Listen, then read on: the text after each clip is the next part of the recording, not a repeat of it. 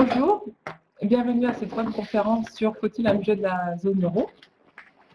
Je vais commencer en faisant une courte présentation de France Stratégie.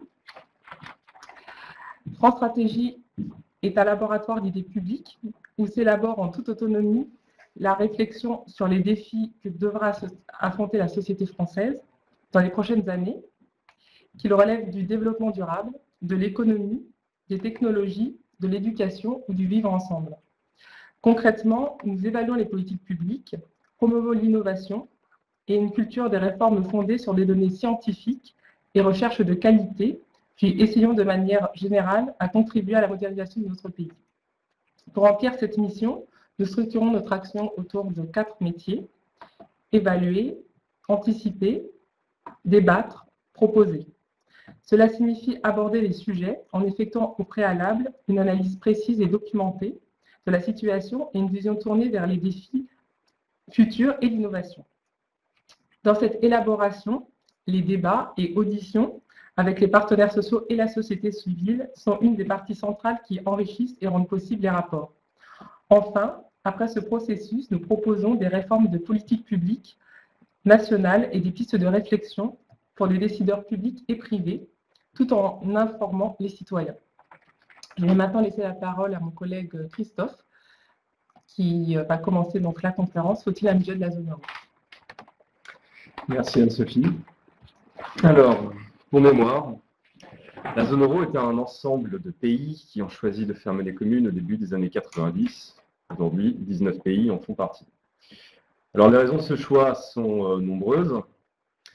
La volonté d'une part de supprimer les variations brutales de taux de change entre les pays de la zone euro qui ont jalonné notamment les années 80 et qui étaient source d'instabilité.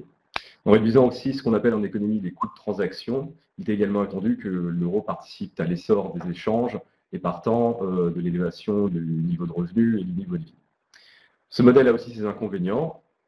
Il conduit à supprimer ce qui était l'une des variables d'ajustement entre les pays de l'Union européenne, à savoir le taux de change, et il acte aussi définitivement l'abandon de la souveraineté monétaire et de la possibilité de mobiliser cet instrument à d'autres fins que celui du contrôle de l'inflation, qui est la mission de la BCE, Banque centrale européenne.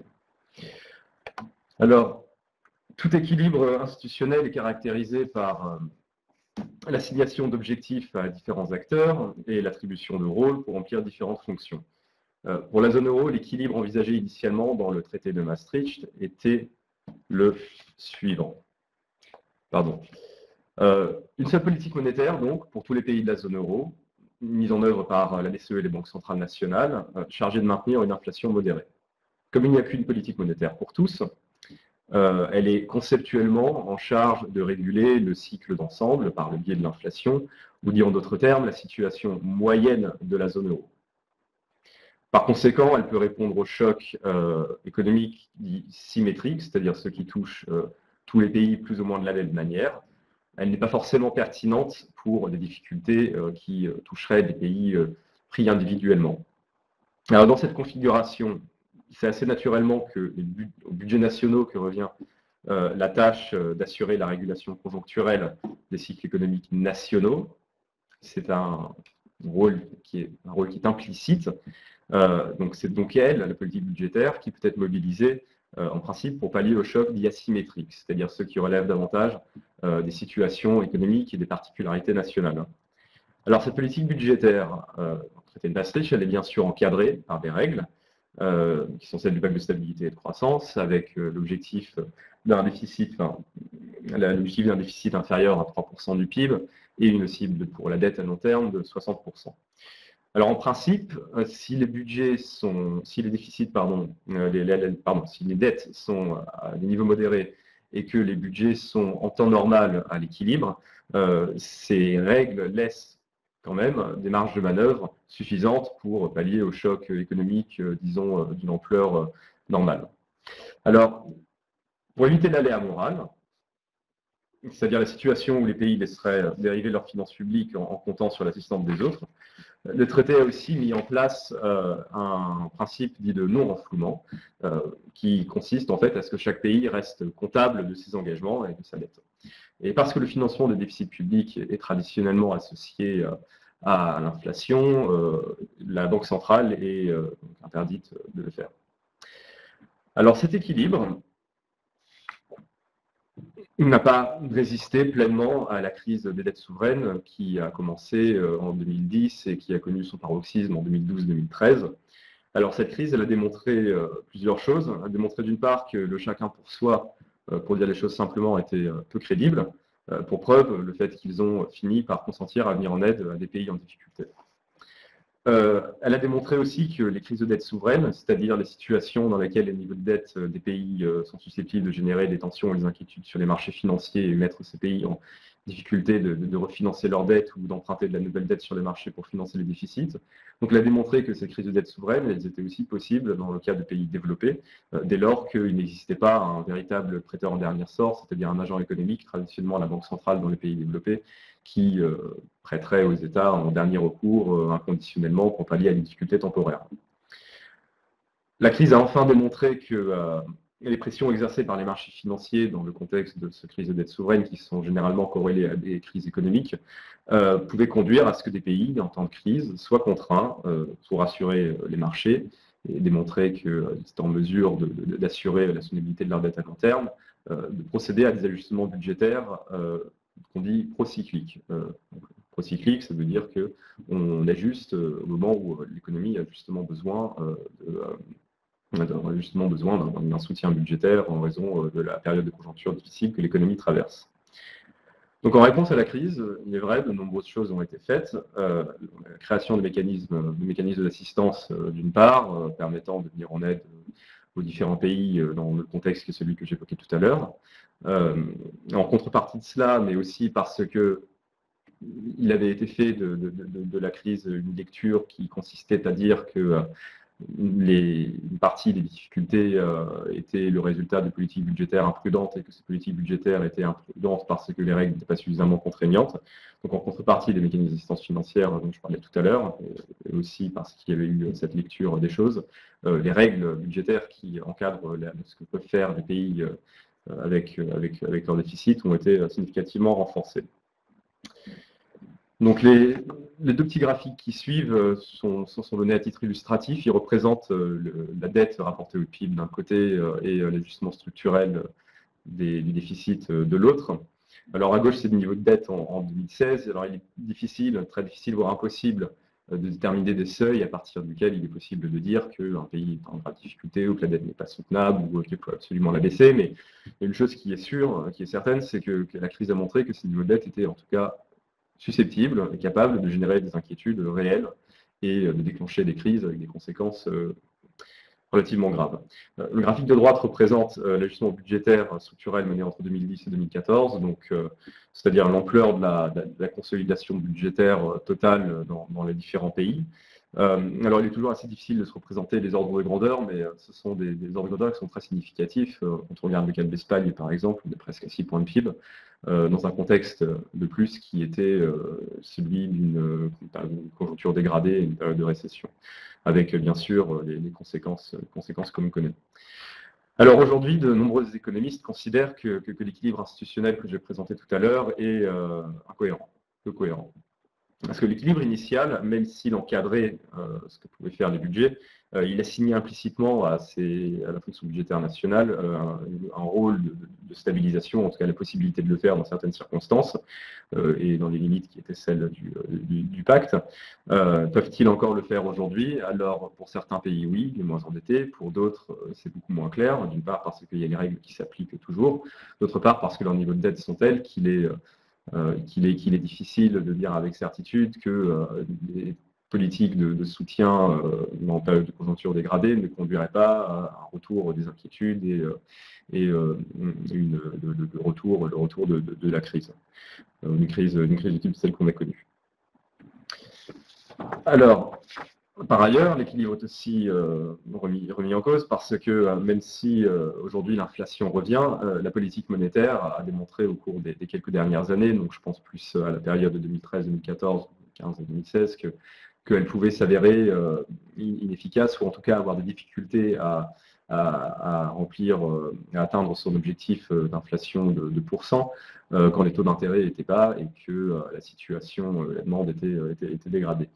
Donc, dans une telle situation, le recours à un instrument budgétaire peut se justifier, et peut être souhaitable, mais pour la zone euro prise dans son ensemble, cet instrument n'existe pas. Alors, l'acceptabilité politique aussi de cet équilibre, il se trouve aujourd'hui fragilisé. Les États membres subissent des contraintes assez fortes sur ce qu'ils peuvent faire. La contrepartie en termes de solidarité, elle existe, mais elle est relativement limitée. Elle s'applique dans les faits aux situations de cas de crise majeure pour des motifs essentiellement de stabilité financière. Alors, si cette dernière n'est pas même pas mise en cause, rien n'existe vraiment pour pallier à un ralentissement de la demande ou une petite récession qui demanderait un soutien budgétaire qui permettrait d'en atténuer un peu l'ampleur. Alors, on continue aussi d'exclure la possibilité de restructuration à défaut, car on considère qu'elle est trop risquée et peu souhaitable pour un ensemble de raisons. Mais cela empêche aussi des pays qui aujourd'hui sont contraints de remettre les compteurs à zéro, ou du moins pour le faire, il leur faut mener des périodes d'ajustement budgétaire prolongées, donc, et qui peuvent entraîner un certain nombre de coûts pour la population qui les porte. Alors donc, l'une des grandes questions aujourd'hui est aussi, par conséquent, ce qu'il se passera en cas de crise.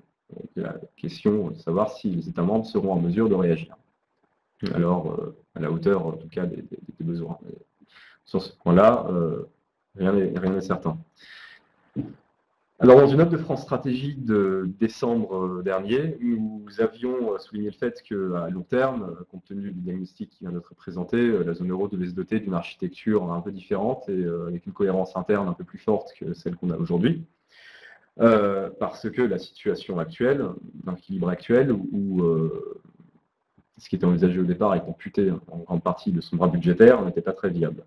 Alors nous avions dans cette note identifié 3 modèles, qui sont ceux qui sont présentés sur la présentation qui est projetée.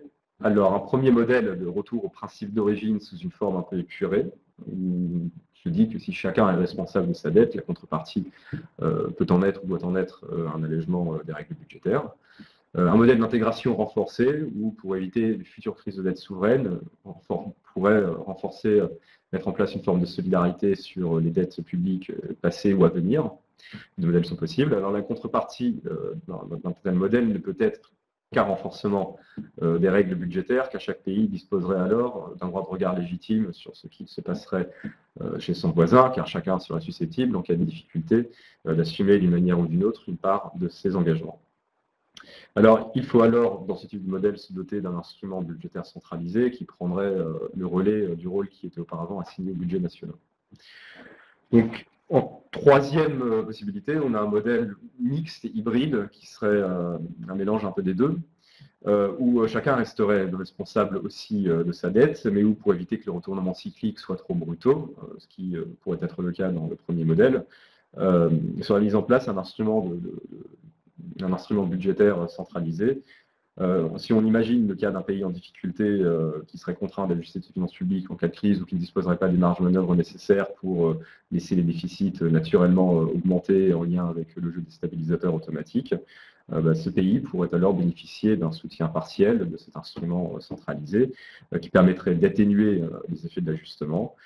Et comme ce soutien serait pris en charge au niveau central, il ne creuserait pas les déficits de l'État bénéficiaire. Il réduirait la probabilité que les inquiétudes sur les marchés financiers conduisent à des politiques économiques et budgétaires contre-productives. Alors, ces modèles se différencient aussi par la manière dont ils permettent d'assurer la discipline budgétaire, c'est-à-dire d'éviter que les politiques menées au niveau national ne conduisent à une accumulation excessive de la dette. Alors, dans le premier modèle, c'est une fonction qui est assignée au marché, avec l'idée que les États peuvent s'endetter tant qu'ils trouvent à se financer un coût acceptable. Et le présupposé, c'est que les créanciers étant prévenus de la possibilité d'une restructuration ou d'un défaut, et sachant qu'ils pourraient perdre leur mise s'ils prêtaient trop et de manière imprudente, eh bien, les créanciers seront prudents, et comme les créanciers seront prudents, les États seront responsables. C'est un peu la logique de la discipline de marché. Alors, dans le second modèle, la discipline de marché, elle est bien sûr moins forte. Il y a un risque d'aléa moral qui est très présent, puisqu'il y a une forme de solidarité qui se met en place, et donc dans ce modèle, la discipline elle est assurée par les règles. Donc voilà à gros traits les modèles qu'il est possible d'imaginer et qui permettent les modèles qu'il est possible d'imaginer et qui sont ceux qui justifient cette réflexion qu'on présente aujourd'hui sur la possibilité de doter la zone euro d'un instrument budgétaire. Alors les différents modèles ont leurs avantages et leurs inconvénients bien sûr, ils sont plus ou moins souhaitables pour différentes raisons. Et il y en a deux d'entre eux, donc le deuxième et le troisième que vous avez présenté, qui font appel effectivement à un instrument de ce type. Donc le sujet est un peu complexe et ardu. Donc on va marquer ici une première petite pause pour répondre à quelques questions qu'on a pu nous être posées.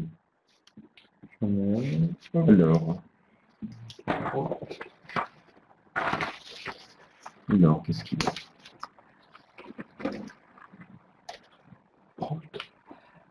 Merci Brault pour votre question concernant la convergence anticipée. Donc vous demandez, elle ne s'est pas produite, pourquoi? Que faudrait-il pour réduire les écarts? N'est-il pas nécessaire d'y arriver avant d'envisager un budget? En effet, aujourd'hui, la zone euro, comme l'a expliqué Christophe, même s'il y a des instruments et des outils qui existent pour favoriser la convergence, il y a encore beaucoup d'étapes à franchir. Et justement, le budget pourrait être un des moyens de favoriser cette convergence, un des vecteurs. Il n'est pas forcément nécessaire d'arriver à une convergence totale avant de le mettre en place, puisque le budget lui-même pourrait le favoriser. J'ajouterais sur le troisième point, sur le fait de savoir s'il est nécessaire d'y arriver avant d'envisager un budget. Je pense que ça dépend beaucoup. Alors, on va présenter ensuite différents types de modèles qui sont possibles d'imaginer. Ça dépend beaucoup, effectivement, de la fonction qu'on assigne à ce budget. Donc, on voit les difficultés ne sont pas tout à fait les mêmes. Si on est dans une logique d'un budget qui viendrait agir de manière exceptionnelle en cas de gros choc de demande ou qui aurait une fonction, je ne sais pas, de mutualisation de l'investissement ou ce genre de choses qui consiste à amplifier les actions, par exemple, de la BEI, des fonds structurels, la convergence pourrait être un de ces objectifs. Si on est dans des modèles où on imagine qu'on fasse par exemple de la régulation, par exemple, c'est une chose qu'on représentera tout à l'heure, mais sur l'assurance chômage, il y a effectivement des préalables en termes de convergence institutionnelle et des situations économiques qui sont indispensables. C'est vrai que dans les modèles qu'on présentait, ceux où on parle de mettre en place une forme de solidarité, la convergence est un des gros sujets parce qu'effectivement, alors c'est une des choses qui freinent un peu les réflexions sur ces modèles au niveau européen, qui est qu'aujourd'hui les situations sont tellement hétérogènes que les probabilités de difficultés dans un État membre ou dans un autre sont très inégalement distribuées. Des pays qui sont bien plus susceptibles que d'autres d'être exposés à une crise. Et dans ce type de situation, il y a un risque de ce qu'on appelle un risque de mise en place, ou en l'occurrence de transfert permanent. C'est-à-dire que finalement, la solidarité, elle consiste à ce que un pays paye perpétuellement pour un autre. Donc pour certains, c'est assez indésirable, pour des raisons légitimes. Donc le sujet, il est d'importance. Merci à Stéphanie pour sa réponse.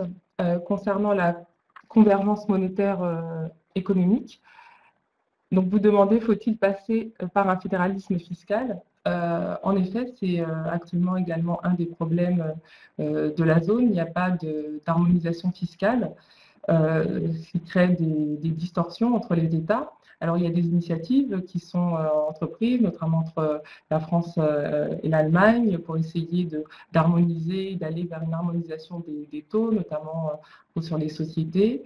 Mais en effet, un fédéralisme, on ne peut peut-être pas parler de fédéralisme, en tout cas une harmonisation de la fiscalité contribuerait et serait vraiment un atout pour favoriser la fluidité de la zone euro. Après, justement, le budget peut être une étape, mais concernant la fiscalité, il y a encore en effet pas mal d'étapes pour aller vers une convergence totale. Est-ce que vous voulez rajouter quelque chose sur la non, sur cette question-là, non. On a une question de François, merci. En quoi les excédents budgétaires de l'Allemagne sont-ils une mauvaise chose pour l'Union européenne? Alors bon, c'est un débat effectivement qui est dans l'air depuis de nombreuses années maintenant, puisqu'on a effectivement une Allemagne qui a placé comme priorité la réduction de la dette et qui accumule les excédents budgétaires en conséquence. Alors effectivement, l'instrument qui fait peut-être un peu défaut et qui est un des motifs qui pourrait conduire à vouloir mettre en place un instrument qui soit centralisé, c'est précisément le fait que la régulation d'ensemble, la régulation de la situation conjoncturelle d'ensemble par la politique budgétaire, elle est un peu passive. Elle n'existe pas, en fait, vraiment, dans les faits.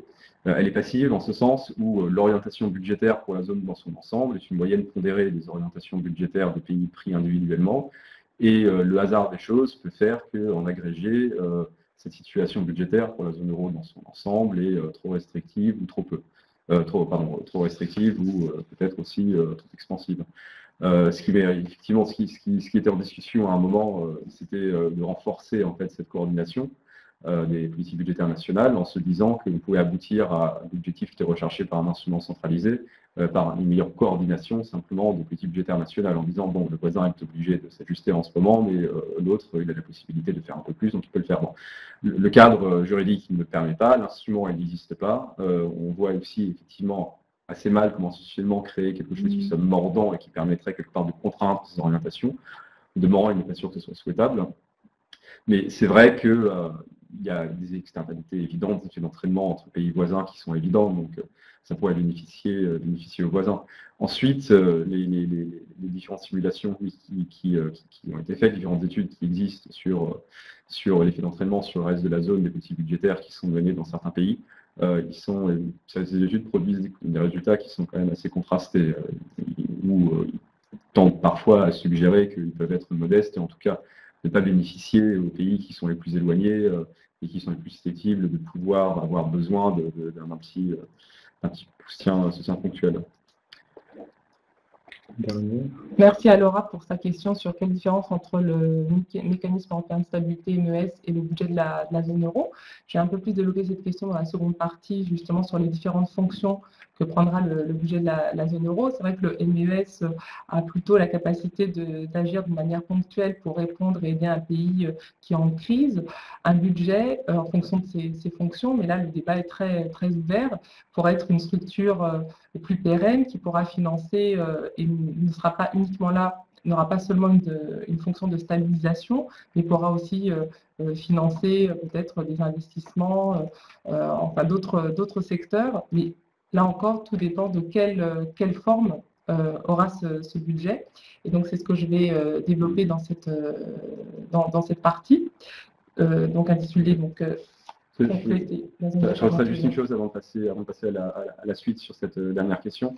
C'est qu'on parle en fait de quelque chose qui est assez différent. Le mécanisme européen de stabilité, il a été créé effectivement pour venir en aide à des États en cas de tension sur leur dette souveraine dans un objectif de recherche de la stabilité financière, mais pas dans une logique de régulation de la conjoncture. Donc effectivement, il permet à des gens en grave difficulté d'avoir un prêteur en dernier sort conditionnel par un mécanisme d'assistance de ce type, mais rien n'existe vraiment pour faire de la régulation conjoncturelle pour les situations de conjoncture difficiles, mais qui ne sont pas génératrices de tensions financières importantes. Voilà, je te laisse la parole. Pardon.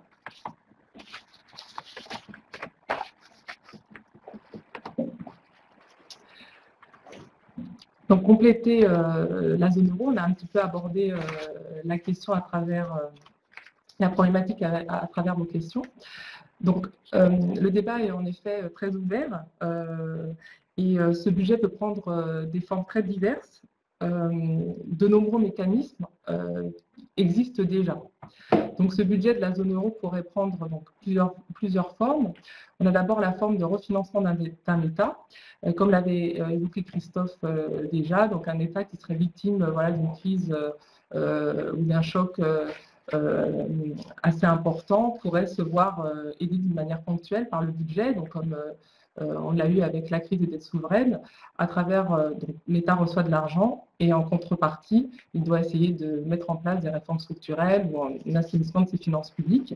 Donc, c'est le MES est intervenu dans ce cas en Grèce et à Chypre, par exemple. Notre fonction serait justement de favoriser la convergence structurelle des économies. Donc, pour répondre donc à l'une des questions, en effet, aujourd'hui, les modèles économiques des États membres ne convergent pas. Il y a encore beaucoup d'hétérogénéité qui peut créer même un risque de dislocation de la zone. Donc, ce budget pourrait favoriser la convergence, notamment à travers le financement d'investissements, comme c'est le cas par les fonds structurels déjà actuellement, donc des mécanismes qui existent déjà, ou encore par les projets financés par la Banque européenne d'investissement. On a également la fonction de stabilisation conjoncturelle, donc on va plus s'attarder sur cette fonction. La Commission européenne donc, a proposé donc, cette année la création d'un fonds qui pourrait être abondé dans tous les pays en temps normal et qui pourrait se voir, il y aurait des décaissements déclenchés en fonction des chocs qui peuvent agir de plus ou moins grande ampleur. Une autre option envisageable est l'assurance chômage européenne. Alors celle-ci peut prendre différentes formes. Elle pourrait être seule ou intégrer un budget plus large. Elle demande une problématique importante, celle de la définition d'un socle commun d'indemnisation. En effet, qui peut être complété au niveau national selon les préférences de chaque État, et un prélèvement d'une cotisation propre de la caisse centrale, ou le modèle qui est plus américain, qui serait le complément au socle national d'indemnisation en cas d'un ralentissement économique. Il faudrait également réfléchir à la capacité d'endettement de la caisse centrale, quelle sera-t-elle, s'il y en aura une ou pas, ainsi que la possibilité de moduler les cotisations en fonction du niveau de chômage dans les États membres, afin d'éviter le système de transfert permanent. Alors bien sûr, cette assurance chômage présente un grand avantage, c'est la concrétisation de l'Europe sociale. C'est vrai que c'est souvent une des critiques qu'on adresse à la construction européenne, ce sera un acte politique fort. Elle pourrait être couplée à un processus de convergence, justement, des marchés du travail dans les différents États. Et c'est également aussi la possibilité de pouvoir maîtriser le type de transfert réalisé par le fonds. Les inconvénients, c'est la difficulté à essayer de se mettre d'accord sur ce socle commun d'indemnisation. Alors, comment financer ce budget de la zone euro? Donc, l'idée, c'est qu'il n'y ait pas de dépenses ou de recettes publiques supplémentaires.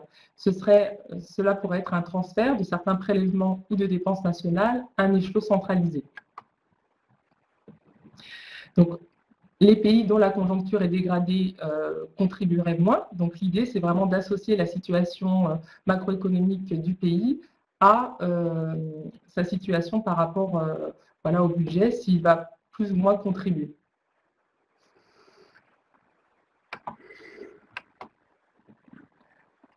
Alors, la composition de ce budget, donc il y a plusieurs recettes possibles, plusieurs options possibles également. L'impôt sur les sociétés, le transfert d'une partie de la TVA, ou encore, et des cotisations sociales, ou encore le produit de certaines taxes innovantes. On pense notamment à la taxe sur les transactions financières ou la taxe environnementale. La taille de ce budget, donc ça c'est une des propositions donc, du Trésor, un budget donc, qui pourrait être 2% du PIB, qui prendrait en charge 20% de la stabilisation opérée par les budgets nationaux. Ce budget pourrait aussi mettre en commun certaines dépenses qui existent dans tous les États membres afin d'effectuer des économies d'échelle, comme les dépenses d'infrastructures, d'énergie, d'investissement d'avenir en capital humain, en innovation. Donc, ce budget pose également la fameuse question de la légitimité démocratique. En effet, quel contrôle parlementaire concernant le contenu de l'exécution budgétaire? Quel sera le rôle du Parlement européen? Quelle sera l'articulation entre la zone euro et l'Union européenne? Quelle évolution institutionnelle nécessaire pour la mise en œuvre de ce budget? Donc, on pense bien sûr à la ligne rouge de la révision des traités. Là aussi, des propositions existent. On pourra avoir un pouvoir exécutif à travers un ministre des Finances de la zone euro, donc à la tête du budget, et une présidence fixe de l'Eurogroupe, appuyée sur le MES. Concernant le pouvoir législatif, une chambre de la zone euro du Parlement européen, une instance zone euro issue des parlements nationaux. On peut aussi réfléchir à une solution mixte mélangeant parlementaires européens et nationaux. Le débat reste en tout cas très ouvert et nous allons reprendre d'autres questions pour le continuer. Merci. Alors, on avait une question tout à l'heure de Lola à laquelle on n'a pas répondu, qui demandait s'il existait un consensus parmi les économistes français sur l'option à adopter et avez-vous des points de clivage dans le débat. Je commencerai par dire que le débat sur le budget pour la zone euro ou sur l'avenir de l'Union économique et monétaire de manière plus générale, en France, il est moins clivé quand même qu'il ne l'est en Allemagne, par exemple, où il y a une diversité de positions dans la communauté, une personne qui réfléchit à ce sujet, la communauté mainstream, on va dire, des positions un peu plus diverses qu'en France, où il y a quand même un socle commun au diagnostic qui peut être fait par eux. Je dirais que parmi les points de convergence en France sur le mainstream de la pensée, c'est d'une part le constat de l'insuffisance du cadre actuel, un constat sévère aussi sur le caractère pas inapproprié, inadapté, peut-être excessivement complexe plutôt, des règles et leur caractère un peu contre-productif dans certaines situations, le besoin d'avoir un instrument qui permette de faire avec du budget de la régulation conjoncturelle et quelque chose qui commence un peu à se dessiner aussi en France, c'est que les économistes français où on voit l'acceptation d'une forme quand même de discipline des marchés. Mais en tout cas, il y a une chose qui est partagée par tous, plus ou moins, je pense que je ne m'avance pas trop en disant ça, c'est qu'il faut faire quelque chose, il faut des actions qui soient à la hauteur des enjeux et des défis, et il faut plutôt le faire maintenant que dans 15 ans. C'est beaucoup moins clair dans d'autres pays, c'est beaucoup moins clair en Allemagne, c'est beaucoup moins clair aux Pays-Bas sur ce point-là. Donc bon, il y a des points de clivage, il y a des points de consensus. J'ai tendance à dire qu'il y a quand même on pourrait à gros traits définir une position des économistes français sans que cela soit trop peu représentatif de la diversité des opinions. Ensuite, c'est un point de vue. Alors, ensuite. On a la question de Aziz, donc justement sur quel Parlement votera le budget de la zone euro, avec quelle légitimité démocratique. Donc en effet, c'était l'objet de la fin de la présentation. Là, c'est vrai que ça reste très ouvert, même s'il y a des propositions. Donc comme je l'ai dit, on peut penser à un mixte de parlementaires nationaux et européens, donc qui pourraient voter le budget. On peut parler d'une révision des traités, mais c'est vrai que là, c'est une ligne rouge pour beaucoup d'États membres.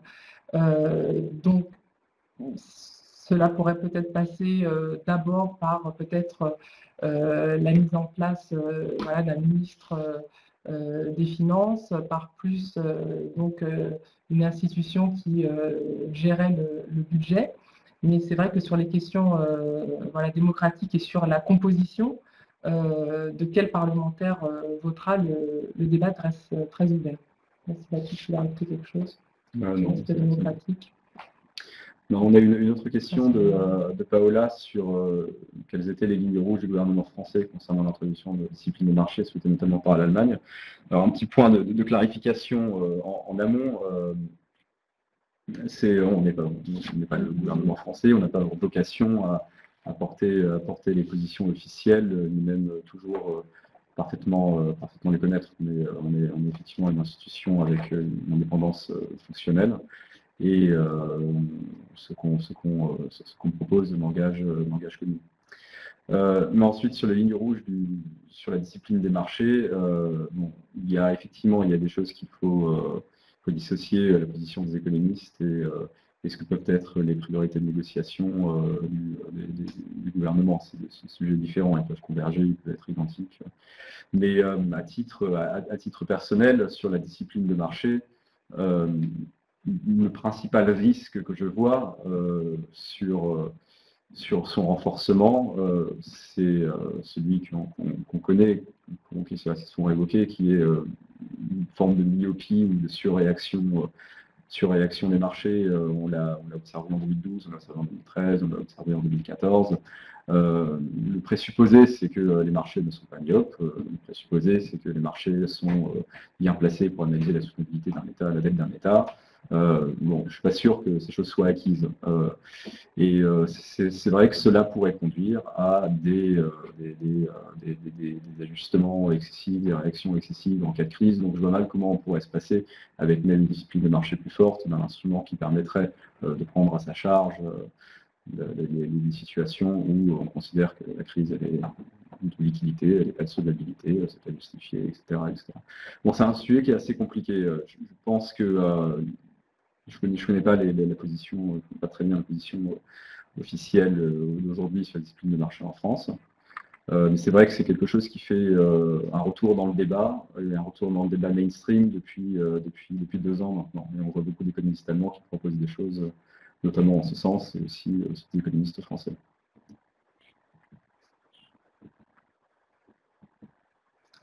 Donc, merci pour la question d'Anne-Sophie. Sur le Brexit, place-le donc dans des difficultés budgétaires, telles que cela devrait permettre des avancées. Donc, en effet, alors actuellement, on est en pleine négociation, donc il n'y a pas encore de visibilité claire sur quelles seront les modalités, mais en effet, il faut vraiment penser à une Union européenne donc sans le Royaume-Uni, donc ça a un impact bien sûr sur le budget, et donc il va falloir engager une réflexion en disant voilà, est-ce que les États veulent mettre plus, qu'est-ce qu'on fera avec ce budget, on aura peut-être donc moins d'argent, qu'est-ce qu'on va refinancer, donc ça va être aussi peut-être une opportunité importante pour l'Union de voir ses priorités et de voir qu'est-ce qui sera maintenant financé, qu'est-ce qui le sera moins. Donc c'est vrai qu'en slide, il va sûrement y avoir les prochains mois des orientations assez nouvelles, notamment avec le cadre financier prochain sur les perspectives et les objectifs de l'Union dans ses financements.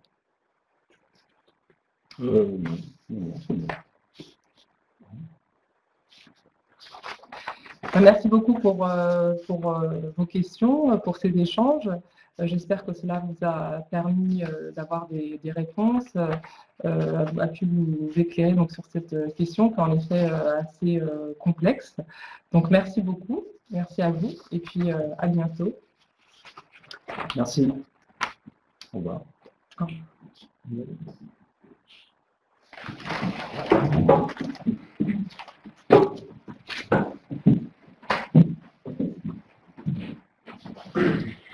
Bon, bien, merci à tous d'avoir suivi cette webconférence. Comme disait Anne-Sophie, j'espère que vous avez trouvé des réponses aux questions que vous vous posiez. Vous pourrez retrouver très prochainement par email le replay de cette webconférence ainsi que les slides de nos intervenants. N'hésitez pas à l'issue de cette session de noter et commenter cette webconférence. Et voilà. Et à très bientôt pour un nouveau thème. Au revoir.